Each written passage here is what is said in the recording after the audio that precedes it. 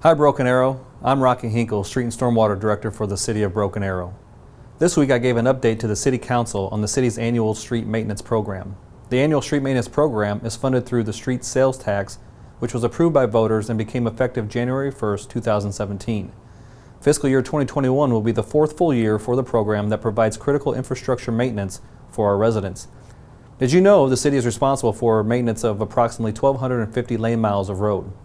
For fiscal year 2021, we have programmed and budgeted approximately $5.8 million for street maintenance and traffic signal upgrades all over the city. Now here's the clip for the full presentation. Good evening, Mayor, Vice Mayor, members of council. Rocky Henkel, Director of Streets and Stormwater. The city manager has asked me to give you guys a report on the street maintenance program every quarter. However, due to the pandemic and lengthy council agendas here recently, the last time I was before you was in December, so now it's my turn to catch up on some podium time.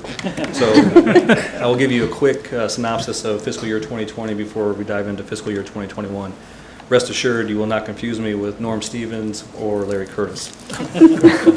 So how do we fund these projects? These projects are funded through the Street Sales Tax Fund, which is a special revenue fund created for the purpose of improving, constructing, and maintaining city streets, sidewalks, and related stormwater improvements, including the acquisition and replacement of machinery, equipment, and materials, and including the installation of traffic control devices and signalization.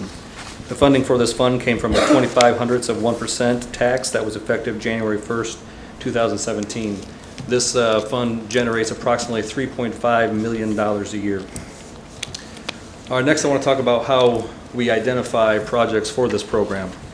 Back in 2016, the city hired a consultant, IMS, which is Infrastructure Management Services, to compile some data and analyze our roadway network system. Our roadway network system composes of about 1,250 lane miles, 75% of them which are asphalt, and 25% of them are concrete. In their analysis and their data, they take two components. One is the roughness index, and the other is the surface distress index. So the roughness index is how many bumps there are in a mile, and the surface distress index is how many cracks, how many potholes, how much rattling is happening in that 1 mile stretch. Then they put it into a formula which is 33% of the roughness index plus 67% of the surface distress index, which gives you the overall PCI rating for that street segment, and PCI is the pavement condition index. Our roadway network system is valued at approximately $600 million, so you can see the importance of the necessity for us to maintain this valuable asset. Currently, on the chart here, gives you a range of PCI ratings. The city of Broken Arrow sits at the 70 mark, so you can see we're right on the edge of good and very good. So we use this as a model to identify our projects. So the projects that we mostly identify are in that 35 to 75 range. Anything below 35 requires reconstruction. Anything above 75 would require preventative maintenance. It is estimated that the city needs to invest approximately $4.4 million a year to maintain that 70 ranking. Now that's contractor pricing, that's not using internal forces. So when we go through this process, the first thing we do is we try to identify the needs based on arterial streets, then collector streets, and then residential streets. Fortunately for us, with the passing of the 2000 general obligation bond package, a lot of those arterial streets are addressed in that package. Also in that package, it freed up $2.5 million for residential rehab. So $2.5 million and $3.5 million puts it to $6 million a year. So it puts us over that $4.4 million threshold. So theoretically, over time, the overall pavement condition index of 70 should be on the rise. All right, so now I'm going to talk about a little bit about, okay, so the importance of this graph here shows you the importance of preventative maintenance.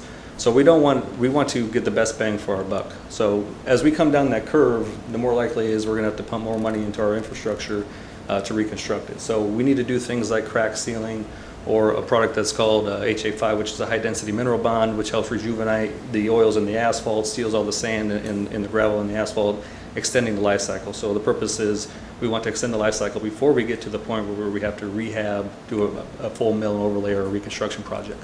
So this is the importance of that. All right, so I'll move into the fiscal year 2020. I'll just mention in the essence of time, I'll just mention the projects that we've completed, and the ones that weren't completed, I'll touch on in another slide. So these are concrete panel replacement projects. We completed a project in 6100 Center. We completed one in Pembroke. We actually did the entire neighborhood of Pembroke, so there is not one panel that has any cracks in it. If you have a chance, you might want to drive through it. It looks phenomenal. And then we did Deerfield at Forest Ridge.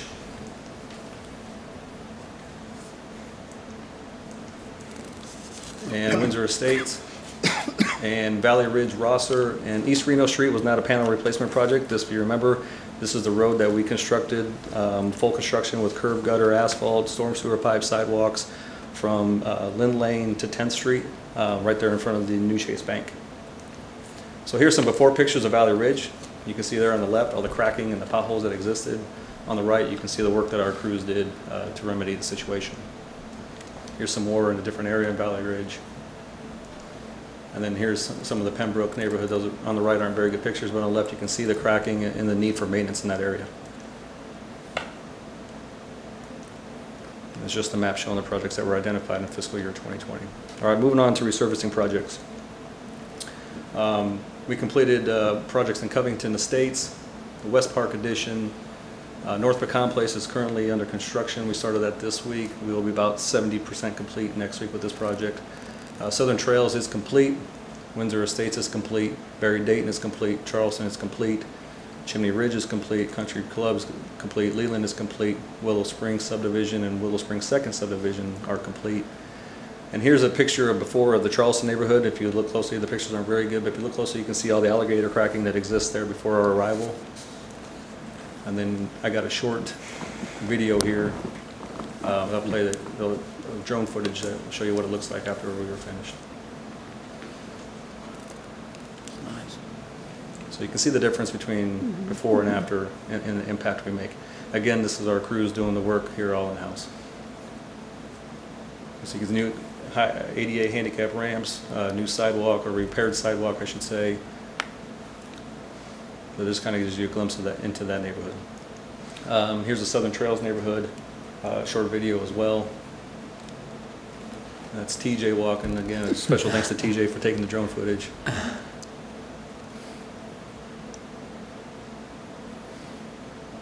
Same thing here. We replaced any broken sidewalk and made ADA ramps compliant and new asphalt road surface. And the last one here is Windsor Estates, which is a very large neighborhood. Same type of project. Repaired all the sidewalk, new ADA ramps, and mill and overlay. Very smooth road. A lot of compliments on how quiet it is now since our work is completed. The car just going on their own way. Totally on their own. Here's just the overall map of the projects that we had identified in fiscal year 2020. Moving on to street signal projects. The city currently owns and maintains, or operates and maintains 84 signalized intersections, 1 pedestrian crossing, and 3 school crossings. Out of the 84 signalized intersections, 32 of those have flashing yellow arrows. So the signal system at Evans Road and Highway 51, that is a ODOT match signal. It is currently in design in ODOT's hands. The North Elm Place and Highway 51 signal, if you remember correctly, it was either the last meeting or the one before that, the bids were thrown out because it was well over the engineer's estimate, so right now it's out for bid again. 23rd in Albany is complete, and that also included video detection. So we're also upgrading, before you tonight on the consent agenda was some video detection equipment purchases. So what this does is it eliminates the inductive loops that are sawed into the pavement, and we put up video detection so we can detect cars farther away from the intersection, which helps trigger the intersection so it can facilitate traffic movements a lot better and a lot more freely. Maine and Pittsburgh is complete. Aspen and New Orleans is complete. Aspen and Jasper is complete. Kenosha and Lynn Lane is complete. Here's some fun facts for you before I get into fiscal year 2021. There are approximately 42,000 households in Broken Arrow with about 2.1 people that live in each of those households. Over the last 2 fiscal years, we have done work that has directly impacted 27 homes or 5,700 residents. So that's taking whatever the condition of the PCI was at that time and elevating it to that proverbial 100 rating. Also, in the last 2 fiscal years, we've done work in over 30 neighborhoods. And at this time, I think it's important for me to publicly express my appreciation to the members of the Street Stormwater Department for all their hard work and their efforts that they've done. especially this past fiscal year. They do a great work every day, but given the times of today in the pandemic, we had to stagger their shifts. You know, some of them work less than desirable shifts in order to provide those public services that are essential to our citizens. So to their credit, in this past fiscal year, they put down 21,000 ton of asphalt. On average, or a good year, they put down about 17,000 ton. Our concrete crews put down 6,300 square yards of concrete, and they improved 23 lane miles, or 12 and a half miles of road, two lane roads. So they did a phenomenal job. So again, I just want to tip my hat to them for all their hard work and their efforts. All right, moving on to fiscal year 2021. As I mentioned, here are the projects that are carried over to this fiscal year. The top two I mentioned, it was the signal system at Elm and Highway 51 and Evans Road and Highway 51. The next 1, 2, 3, 4, 5, 6, 7, 8, 9, 10 are concrete panel repair projects, and then the North Macon that I told you that we started this week will be 70% complete next week. That's that project. And then, as I mentioned earlier, the high density mineral bond, which is a preventative maintenance product that'll extend the life cycle of our payment, that got carried over to this fiscal year as well. So here are the projects we identified for concrete panel replacement. Is the Westwood neighborhood. It has a budget amount of about $340,000. Sentinel Industrial Park, about $205,000. Aspen Pond, $430,000. Again, 6100 Center, $85,000. I feel like we'll be there for a lifetime. Granger Street, $250,000. Moving on to resurfacing projects. Arrow Springs Edition. This project was awarded a couple or 2 or 3 meetings ago. We have a public meeting on August 20th, and the contractor is set to begin work next month. The Arrow Village Edition. This is streets, sidewalks, or mill and overlay, sidewalks, ADA ramps, driveway, curb and gutter replacements. We are currently 85% complete. We will finish this project next week. 9th Street and Washington Lynn Lane intersection. This was a mill and overlay. If you've driven through it, you will see that it is complete. 219th and 96th Street intersection improvements. This is currently in progress. Original Town and Home Gardens. In this neighborhood, we identified ash and birch to do a mill and overlay. Although on birch there is some curb and gutter and some driveway repair that will be needed there. Adams Creek 5, that project is complete. That was just a mill and overlay. Next is the East Haskell Edition. This is sidewalks, ADA ramps, and mill and overlay.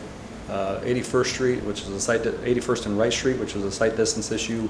This project is currently in progress. We're reviewing the plans here on this project. We are going to lower the hill to avoid any site distance issues for the subdivision on the south side of the roadway. West Florence Street was a mill and overlay from Elm to 9th Street. This project is complete. And last but not least is 209th Avenue from Albany to 81st Street. So much like the citizens, we are very excited to get this project started. We feel that it'll gain national attention, and I'm just kidding, but we plan to start this at the end of August. It will in my ward. Yeah, I was going to say you're going to make me very happy. We plan to start this at the end of August, first, second week of September, so we're right here in the very near distant future. All right, moving on to signal projects. Rehabilitation of the Olive and Current Creek Turnpike signal is about $380,000. Flashing yellow arrows at Olive in Houston. Replace the control cabinet, flashing yellow arrows at Olive and New Orleans. Same thing at 9th in Houston, and then replace the video detection at 23rd in Kenosha. Video detection, flashing yellow arrows at Elm in Albany. Control cabinet, video detection, yellow arrows at Olive in Florence. Control cabinet, video detection, yellow arrows at Elm and Kewanna.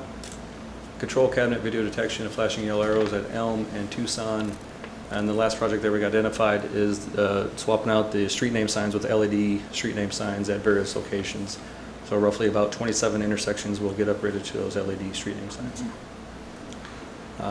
Some miscellaneous items, things that we do on a yearly basis are street markings. Right now the city is we're about 60% complete with the city of refreshing the lane markings. We hope to do this annually, so you can see we're well on track to complete that this year as well.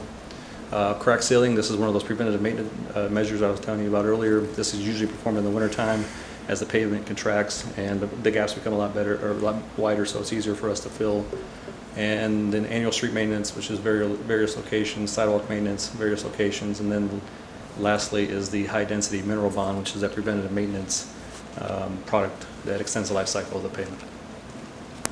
So here's the totals for the new projects. Our overall budget, it was for this fiscal year is about $5.8 million. Of that $5.8 million, $780,000 will go to signal projects, or 13% of the budget. $1.3 million will go to concrete panel replacement projects, or 23% of the budget. About $2.9 million will go to resurfacing, or 50% of the budget. And then $894,000, or 15% of the budget, will be allocated to miscellaneous projects. And here's just an overall map of all the projects that we have identified for fiscal year 2021. And with that, I'll be happy to answer or entertain any questions. Did we ever get the website up and going that Alex started, that you could click through and see where we are on projects? Yes, it is up and running. I know there's still a lot of data that has to be imported. It's a good point. If you go to the streets webpage as well, you will see the annual street maintenance program on there and see the list of all the projects and the status of those projects and the budget for those projects. We update it as projects are completed, so it is not something we just stick up one time and it sticks there throughout the fiscal year. Also, I believe in October, if I'm correct, the Thrive newsletter will come out and it will have an update or status of all the projects that we completed last fiscal year too. Okay, cool. I don't have a question, I do have a comment, and I'd like to echo, follow up your comments about how good a job our folks have done. I live off of Florence, between Elm and Lynn Lane, and it's beautiful. They did a great job and very fast. I mean, I think 2.5 days. It was. Yep.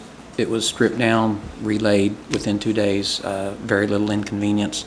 And I live in the neighborhood north of Chimney Ridge, and likewise, they did a great job with that. So I think, that's just a microcosm of the macrocosm that goes on in our city. Absolutely. But I think it's an example of the kind of work that we put out, and so I commend you and your teams, because I know it's hard work. I won't take any credit for it, but I appreciate it, and I'll pass it on to them. And I'm sorry. Go ahead. I do appreciate, your attention to detail. We'll have citizens that will send us a message about something, and when we send it on, you all really do go out and look at everything and take care of problems, even the smallest problems, and it is so appreciated, and you all make us look good, and we just appreciate that so much. I appreciate the comment. Ditto. Anything else? Well, thank you, Rocky, and thank your crew for all the work they do. We appreciate it. Will do. Thank you very much. Thanks for watching. If you have any questions, feel free to call or email me. Have a great day.